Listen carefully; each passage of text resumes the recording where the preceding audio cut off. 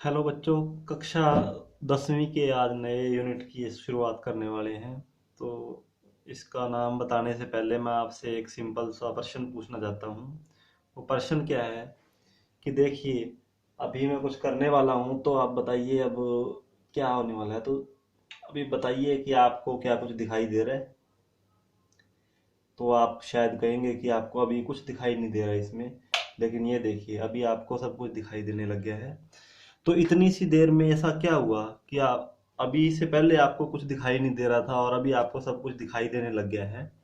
तो आप कहेंगे कि ये तो सिंपल है सर, कि पहले लाइट ऑफ हो गई थी, अंधेरा हो गया था, इसकी वजह से हमें कुछ दिखाई नहीं दे रहा था, और अब एकदम लाइट ऑन हो गई है तो इसकी वजह से हमें सब कुछ दिखाई देने लग गया है।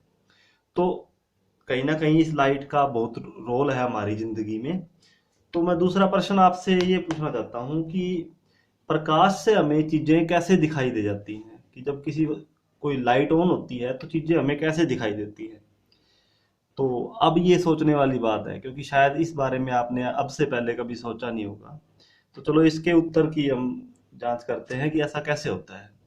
तो इसका सीधा सा एक उत्तर है कि जब भी प्रकाश की कोई किरण किसी वस्तु पर आके गिरती है, जैसे कि अभी देखो ये लाइट ऑन है, तो ये लाइट जब किसी वस्तु पर पड़ती है, अभी देखो लाइट ऑन की है मैंने, तो ये लाइट की जो किरणें हैं, ये किरणें इसके ऊपर गिर रही है, और यहाँ से गिर के ये हमारी आंखों तक पहुंचती है।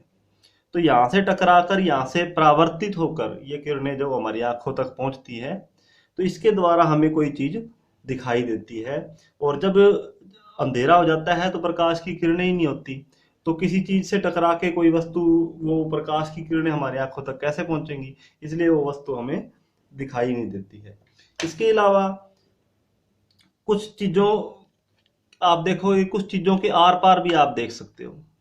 ये देखिए कि ये इसके आर पार आप देख पा रहे हैं, तो इसके आर पार कैसे देख पा सकते हो आप। और वहीं अगर इसके अंदर मैं ये रख दूं तो आप उस माचिस को नहीं देख पाएंगे। तो इसका क्या कारण हो सकता है। तो इसका कारण ये है कि जो प्रकाश है वो इसके अंदर से, ये कांच के अंदर से तो गुजर जाता है, लेकिन इसके अंदर से वो प्रकाश गुजर नहीं पाता है।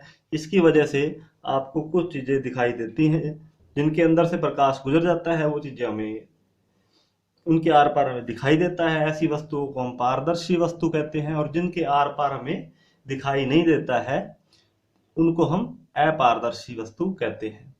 तो कहने की बात है, इन सब बातों से जो निष्कर्ष मैं निकालना चाहता हूँ वो ये है कि हम जो अब अध्याय करने वाले हैं उसका नाम है प्रकाश का परावर्तन व अपवर्तन, मतलब प्रकाश से संबंधित ये जो चैप्टर है वो हम करने वाले हैं। और प्रकाश से संबंधित और बहुत सारी घटनाएं हैं जिनके बारे में हम इस चैप्टर में पढ़ने वाले हैं।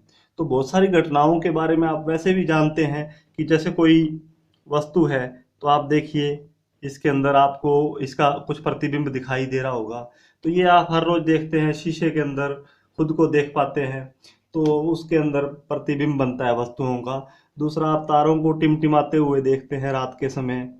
इसके अलावा आपने इंद्रधनुष को भी कई बार बनते हुए देखा होगा, जिसमें कि आपको 7 रंग इंद्रधनुष के दिखाई देते हैं। इसके अलावा आपने पानी में भी कई बार गौर किया होगा कि कोई पानी का अगर गिलास है, कांच का गिलास में पानी भरते हैं और उसके अंदर अगर आप पेंसिल रख देते हैं तो पेंसिल आपको मुड़ी हुई दिखाई देती है। तो इस तरह के, वो मुड़ी हुई क्यों दिखाई देती है ये भी एक अलग सी घटना है। और इंद्रधनुष क्यों दिखाई देता है, तारे क्यों टिमटिमाते हैं, तो इन सब जो प्रश्न है उनका उत्तर हम इस चैप्टर में जानेंगे। लेकिन सबसे पहले हम प्रकाश के बहुत ही एक बेसिक गुण है, जो सबसे प्रथम गुण है उसका, उसको हम पढ़ेंगे। तो वो है प्रकाश सीधी रेखा में चलता है, उसको देखते हैं वो कैसे होता है। तो इसको दिखाने के लिए मेरे पास ये एक लेजर लाइट है, तो इसके माध्यम से, और थोड़ा सा मैंने यहाँ पे धुआं कर रखा है, तो इसकी वजह से आप देख पाएंगे कि प्रकाश कैसे सीधी रेखा में चलता है। तो जैसे मैं लेजर लाइट को ऑन कर रहा हूँ तो इसके अंदर आप देखेंगे कि ये प्रकाश जो है, ये आपको प्रकाश का, ये देखिए ये इसकी लाइट आपको दिख रही होगी, प्रकाश की सीधी रेखा में चलता हुआ आपको दिखाई दे रहा है। नहीं तो हम इसको दूसरे तरीके से भी देख सकते हैं। यहाँ से इसको बिल्कुल ये स्पर्श करता हुआ जब दिखाई देगा आपको, तो प्रकाश की एक किरण बन जाएगी। तो इससे आपको पता चलेगा कि ये प्रकाश जो है ये सीधी रेखा में चल रहा है। दूसरी घटना हम जो देख सकते हैं वो देखिए कि जब किसी दर्पण के ऊपर प्रकाश की किरण आके गिरती है तो क्या होता है। तो ये देखिए, जब लाइट ये मैं इसके ऊपर मार रहा हूँ तो आप देखिए कि ये जो प्रकाश है वो परावर्तित होता दिखाई दे रहा है। ये इसके ऊपर जब गिरती है प्रकाश की किरण तो ये यहाँ से यहाँ पे टकरा के ये प्रकाश की किरण, और ये धुआं मैं इसलिए कर रहा हूँ ताकि आपको ये लाइट का मार्ग दिखाई दे। तो ये यहाँ से टकरा के और ये प्रकाश की किरण यहाँ से परावर्तित हो रही है, तो दूसरी चीज हमें ये दिखाई दे रही है।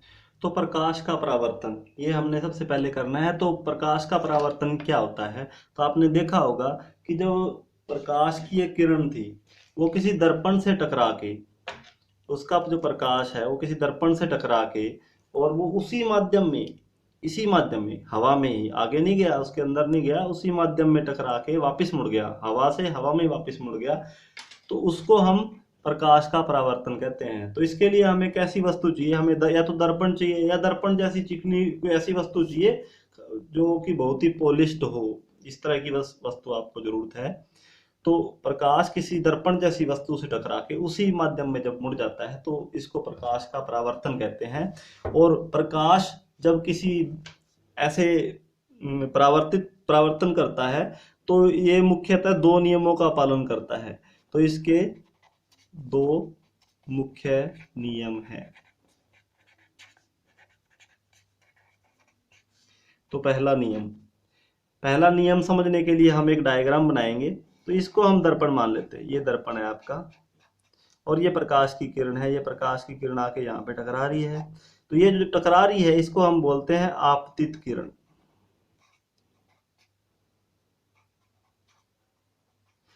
और जिस बिंदु पर, दर्पण के जिस बिंदु पर वो टकराती है वहां पर अगर हम एक लंब डाल दें तो उसको हम बोलेंगे अभिलंब।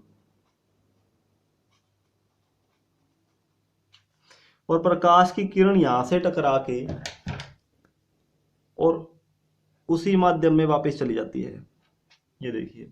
और ये जो टकरा के जो वापस किरण जा रही है इसको बोलते हैं परावर्तित किरण। तो ये जो परावर्तन है ये मुख्यतः दो नियमों का पालन करता है। पहला नियम जो है कि ये जो कोण है इसको हम बोलते हैं आपतन कोण। आपतन कोण कौन सा कोण है, जो आपतित किरण अभिलंब के साथ बना रही है। और दूसरा जो कोण है वो अभिलंब के साथ परावर्तित किरण बना रही है, उसको हम बोलेंगे परावर्तन कोण। तो इसको, आपतन कोण को अगर हम I से प्रदर्शित कर दें और परावर्तन कोण को अगर R से प्रदर्शित कर दें तो हमारा जो पहला नियम बनता है वो ये है कि आपतन कोण